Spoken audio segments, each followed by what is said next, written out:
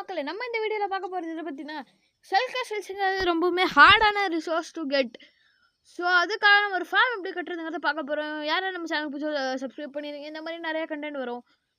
So let's get into the video மக்களே. First அதுக்கு உங்களுக்கு தேவைப்படுகிறது சிறிதளவு பிளாக்ஸ், பட்டன்ஸ், லேடர்ஸ், கிளாஸ். நான் இப்போ சொல்கிறது எல்லாமே ஒரு ஸ்டாக் தான் மக்களே. பட்டன் 2 ஸ்டாக் தேவைப்படும், கிளாஸ் 3 ஸ்டாக் தேவைப்படும். ஸோ ஓகேவா, நான் இது தேவையான ஐட்டம்ஸும் இங்கேயே சொல்லிவிட்டேன் மக்களே. இந்த மாதிரி எதுவும் இல்லைன்னு ஓடிடாதீங்க. ஸோ ப்ரிட்டி மச் அவ்வளோதான். நான் இந்த வீடியோ ஃபுல்லாக பார்த்து முடிங்க, அப்போ தான் எனக்கு ஏதாவது ஞாபகம் இருக்கும். 3 4 5 6.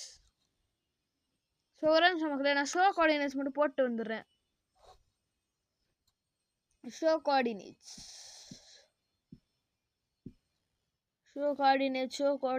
ஓகே மக்களே. இப்போ நான் இருந்த கோஆர்டினேட் வந்துட்டு 0லேருந்து 20 வரைக்கும் கட்டிக்கலாம். மீன்ஸ் தான் 20 பிளாக்ஸ் மேலே இருக்கிற கோஆர்டினேட் ப்ளஸ் 20. இப்போ நீங்கள் அந்த பிளாக் மேலே இருக்கக்குள்ள 20 அந்த மாதிரி காமிக்கணும். ஓகேவா, 20 பிளாக்ஸ். இந்த ஒரு செட் ஃபுல்லாக நீங்கள் லேடர் ப்ளேஸ் பண்ணிக்கோங்க. இதெல்லாம் இருந்தே இருக்கணும் மக்களே. என்கிட்ட எலைட்டாக இருக்குது, அதனால நான் இந்த லேடர் ப்ளேஸ் பண்ணாமல் விட்றேன்லாம் இருக்கவே கூடாது. இதெல்லாம் 100% இருக்கணும். இங்கே பட்டன் இருக்கணும்.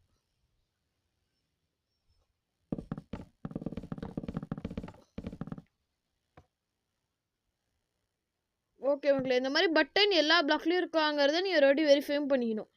ஏன்னா இந்த ஷல்கர் அங்கேருந்து இங்கே டெலிபோர்ட் ஆக வாய்ப்பு இருக்குது. ஏன்னா ஷல்கர் எங்கேனாலும் டெலிபோர்ட் ஆகலாம், உங்களுக்கு தெரியும்ல. ஷல்கர் இங்கே இருந்தாங்க டெலிபோர்ட் ஆகிடும். டெலிபோர்ட் ஆகிடுச்சுன்னா அவ்வளோதான், அந்த இடத்துல அடுத்த ஷல்கர் ஃபார்ம் ஆகாது, அதாவது ஸ்பான் ஆகாது. ஸோ ஷல்கர் ஃபார்முங்கிறது ப்ரிட்டி ஈஸி ஃபார்ம் தான் மக்களே. இந்த பில்லரை சுற்றி 4 பக்கமும் இந்த மாதிரி நீங்கள் ஸ்பான் ப்ரூஃப் பண்ணிக்கணும்.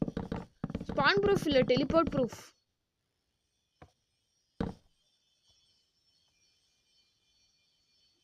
ஓகே, ப்ளஸ் இந்த மேலேயும் நீங்கள் ப்ளேஸ் பண்ணுவோம். மேலே ஆல்ரெடி ப்ளேஸ் பண்ணியாச்சா. லேடருக்கு ஆப்போசிட் சைடு வந்துக்கோங்க. இந்த பட்டன் பிரேக் நீங்கள் நிற்கிறதுக்காக ஒரு பிளாட்ஃபார்ம்.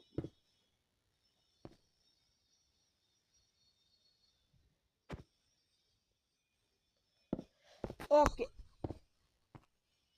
சாரி மக்கள், எப்படி இல்லை.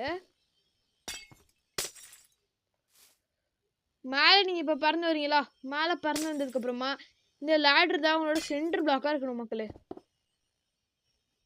அதாவது நம்மளை சுற்றி ஆர்மர் ஸ்ட்ரென்த் தேவைப்படும் மக்களே. ஆமாம், ஆர்மர் ஸ்ட்ரென்த் தேவைப்படும்.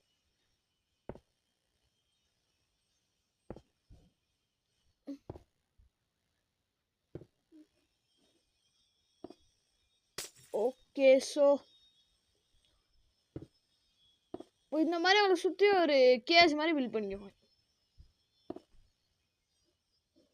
Credit to place the MC மக்களே. அவர் கட்ட ஃபார்ம் தான் நான் கொஞ்சம் மாடிஃபை பண்ணி கட்டிகிட்டு இருக்கேன். ஏன்னா ரொம்ப ரிசோர்ஸ் எஃபிஷியண்டாக கட்டியிருந்தார், எனக்கு செட்டே அவ்வளோதான். ஸோ இங்கே நம்மளுக்கு தேவையான ஆர்மர் ஸ்டான்ஸ் எடுத்துக்கலாம்.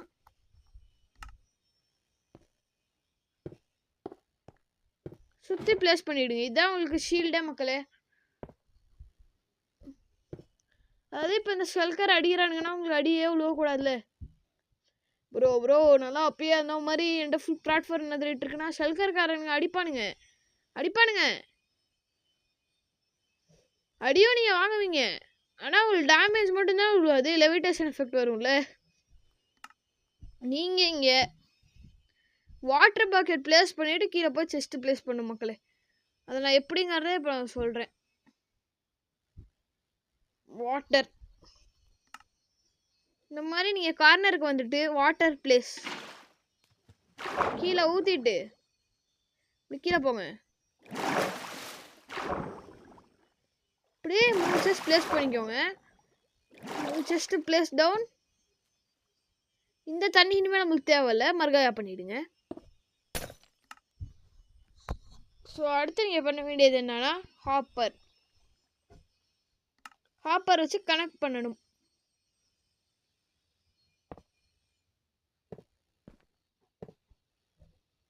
இங்கே நீங்கள் ஒரு தனியாக செஸ்ட் வச்சுக்கலாம், இல்லை அதையும் சேர்த்து இந்த ஹாப்பருக்கே கனெக்ட் பண்ணிக்கலாம் மக்களே. நீங்கள் இப்போ பண்ண வேண்டியது என்னன்னா 1 2 3 4 5 6 7 8 பிளாக் இப்படி கட்டிக்கோங்க. ஸோ இது நீங்கள் எண்டில் கட்டுறீங்கன்னு வச்சுக்கோங்க, உங்களை சுற்றி நீங்கள் இது எண்டில் தான் ஆக்சுவலாக கட்ட வேண்டிய அவசியமே வரும்னு வச்சுக்கோங்க. உங்களை சுற்றி எதுவுமே இல்லையான்னு பார்த்துக்கோங்க. சுற்றி எதுவுமே இல்லைன்னா கோரஸ் இருக்கக்கூடாது. நீங்கள் இருக்கிறதே ஹையஸ்ட் பிளாக் ஆஃப் என்டிட்ட ரேடாக இருக்கணும். நீங்கள் எண்டு ஷிப்புக்கு ரொம்ப பக்கத்தில் இருக்கக்கூடாது. என் ஷிப்லேருந்து அட்லீஸ்ட் 100 பிளாக்ஸாக தள்ளிடணும் மக்களே. அவ்வளோதான் ரூல்ஸ். நீங்கள் எண்டில் கட்டுறீங்கன்னா நீங்கள் எல்லாம் சாட்டிஸ்ஃபை பண்ணீங்கன்னா ஓகே. இல்லை ப்ரோ, நான் கொஞ்சம் சர்வைவல் / கிரியேட்டிவ் வேர்ல்டு தான் ப்ளே பண்ணுறேன், என்னால் 4 ஷெல்கர் ஸ்பானக் எடுத்தாலும் என்னோட மனசு உறுத்தாதுன்னு நினைக்கிறவங்களாம் வேணால் இப்படி ஓவர்வேல்டில் கட்டிக்கலாம்.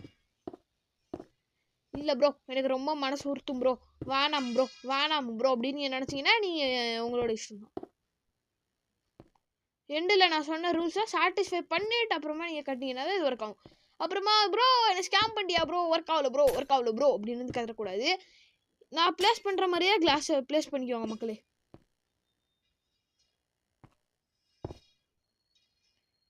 அதை சுற்றி ஒரு அவுட்லைன் தான் மக்களே நான் இப்போ போட்டுட்ருக்கேன். ஒரே ஒரு ஹை போட்டிங்கனாலே உங்களுக்கு போதும். ஆனால் உங்களுக்கு எவ்வளோ வேணுமோ அவ்வளோ எக்ஸ்டெண்ட் பண்ணிக்கோங்க. அதே ஓவர்வேல கட்டிட்டு ப்ரோ எனக்கு மறுபடியும் ஒர்க் ஆகலன்னா இதை சுற்றி ஒரு 20 பிளாக்ஸுக்கு எதுவுமே இருக்கக்கூடாது. எதுவுமே. So okay, water block perfect. Water black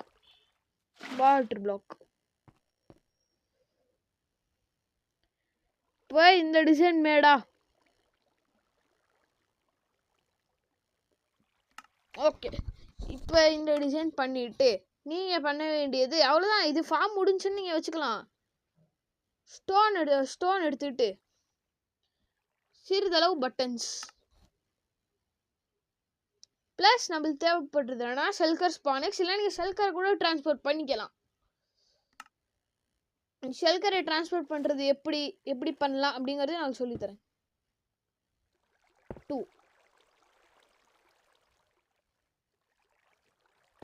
3 4 3 வச்சுக்கோங்களேன்.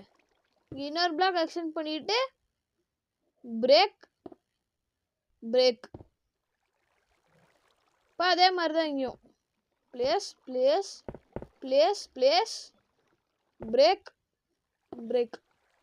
இப்போ இந்த மாதிரி உங்களுக்கு ஒரு ஸ்ட்ரக்சர் இருக்கும் மக்களே. இதில் சுற்றி இருக்கிற எல்லா சைட்லையுமே நீங்கள் ஸ்பான் ப்ரொடெக்ஷன் பண்ண வேண்டியதாக இருக்கும். கீழே இருக்க 2 மட்டும் விட்டுருங்க. நீங்கள் இங்கே டிரான்ஸ்போர்ட் பண்ணுறதுக்கு என்ன பண்ணுன்னா இங்கே வரைக்கும் ரயில் மைன் கார்ட் கட்டிக்கோங்க. இவ்வளோ தூரம் கட்டிட்டு அந்த ரயிலை ஷெல்கரை ஏற்றிட்டு அந்த மைன் கார்ட்டை கரெக்டாக அந்த சென்டரில் நிற்க வச்சுருங்க. சென்டரில் நிற்க வச்சுட்டு நீங்கள் அந்த ரயில் கட்டியிருப்பீங்கல்ல, அது எல்லாத்தையும் உடச்சிட்டு அந்த ரயிலை உடச்சிங்கன்னா ஷெல்கர் கரெக்டாக இங்கே 4ல் ஒரு ஸ்பாட்டுக்கு டெலிபோர்ட் ஆகும். அதே மாதிரி இருக்கிற ஒவ்வொரு ஷெல்கருக்கும் நீங்கள் பண்ணிங்கன்னா தான் இந்த ஃபார்ம் வந்துட்டு ஒர்க் ஆகும் மக்களே.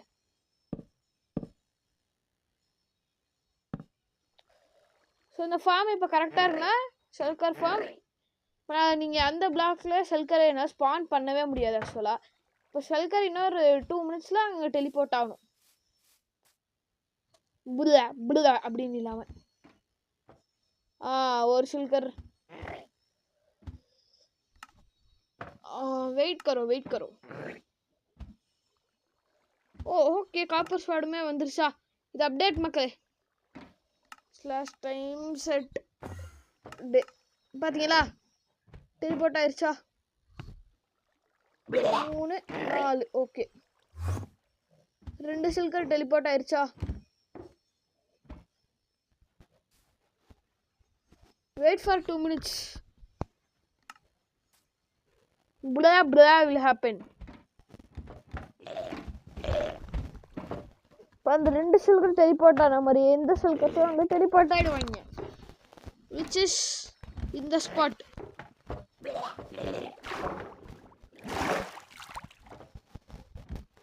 ஸோ ஓகே, தெரிஞ்சு மன்னித்து விடுங்கள் மக்களே. அது அந்த பிளாக் ஆக்சுவலாக அங்கே வரக்கூடாது.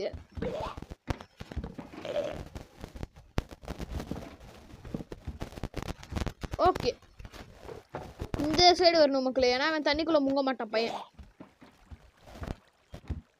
ஆஜு ஒரே நிமிஷம்.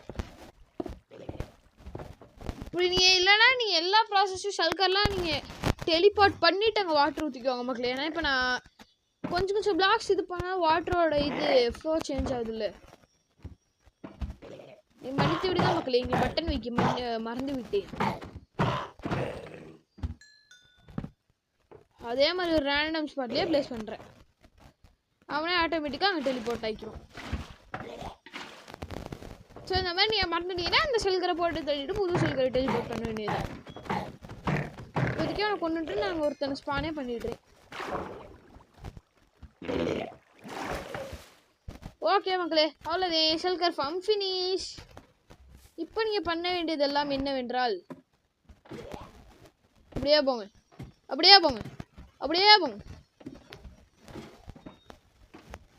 Settings, game mode set survival game mode set easy.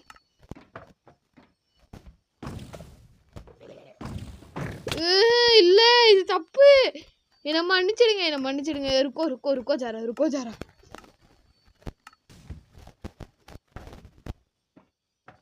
Armour stand பார்த்தீங்களா?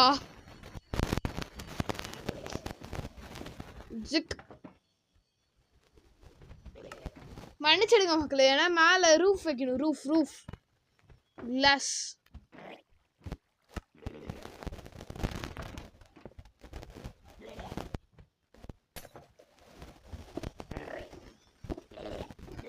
ஆர்மர் ஸ்டாண்டுக்குனா மேலே ஒரு லேயர் ரூஃப் மக்களே. அது ஏன்னா மறந்து போயிட்டான் பார்த்தீங்களா? ஓகே, இப்போ பாருங்க, இப்போ ஃபார்ம் பர்ஃபெக்டாக வருகாம். Game mode set survival difficulty hard. Okay, இங்கே கொஞ்சம் என்டர்டைன்மெண்ட்னா இங்கே போய் நீங்கள் நின்றுக்கலாம்.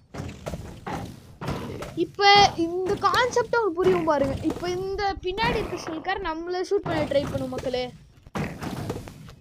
இதுக்கும் இப்போ 2 ஷெல்கர் இருக்கா, இந்த ஷெல்கருக்கு பின்னாடி இருக்க ஷெல்கர் நம்மளை ஷூட் பண்ண ட்ரை பண்ணும்.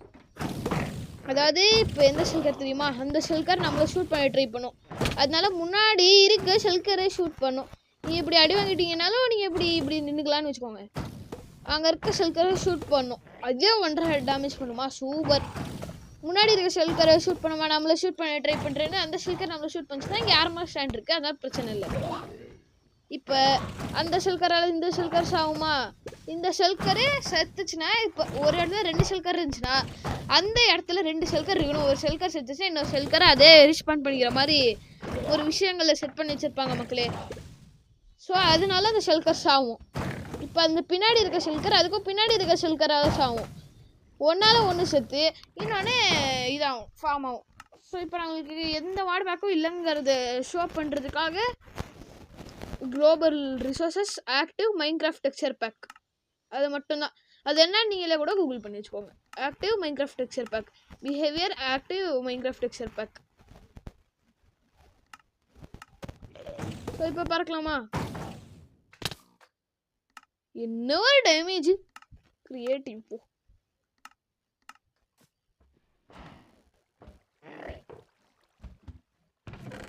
இப்போ 4 ஷெல்கர் ஷெல் நம்மளுக்கு கிடச்சிருக்கு மக்களே. இது நல்ல விஷயம். ஓகே, அவ்வளோதான் மக்களே. நம்ம அடுத்த வீடியோவில் பார்க்கலாம். இதுதான் how to build a shulker farm quick tutorial.